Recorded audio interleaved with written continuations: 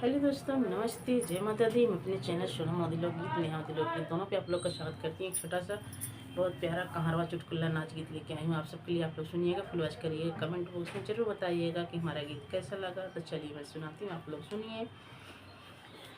पपिया बोलै बासवरिया डरिया लागै बालमु।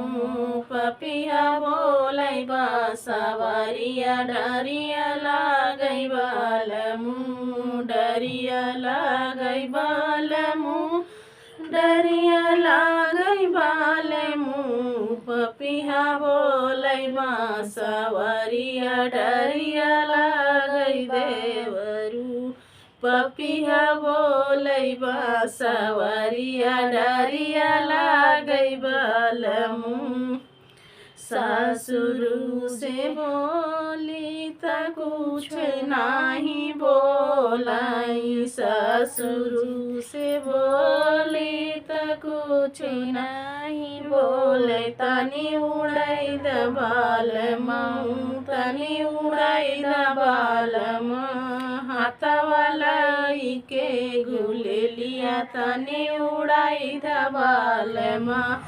हाथवा के गुलेलिया तनी उड़ै द बालमा। पपिया बोलै बासवरिया डरिया लागै बालमा। पपिया बोलै बासवरिया डरिया लागै बालमा।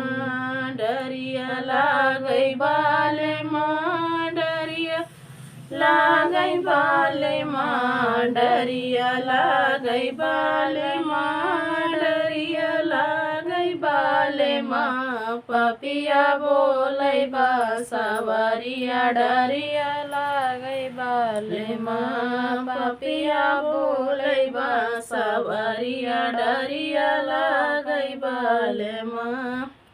जेठ जी से कही त कुछ नाही बोलाई। जेठ जी से कही कुछ नाही बोलै। तनी हड़ै द बालमा, तनी हड़ै द बालमा। हाथवा के गुलेलिया तनी हड़ै द बालमा।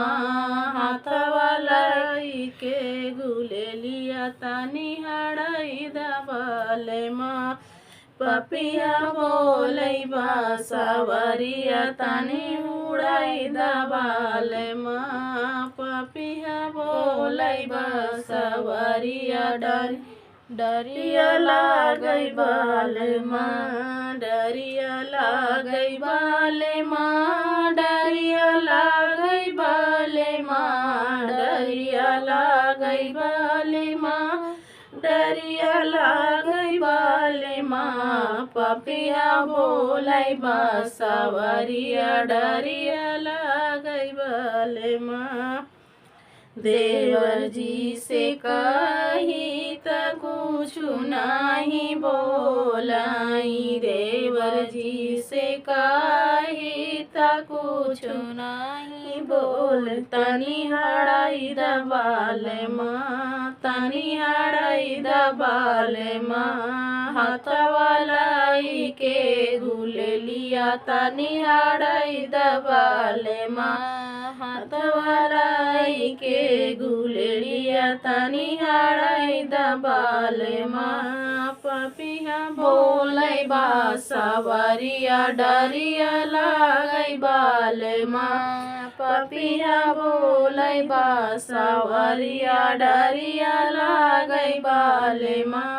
डरिया लागै बालमा, डरिया लागै बालमा। पपिया बोलै बासवरिया डरिया लागै बालमा। पपिया बोलै बासवरिया डरिया लागै बालमा।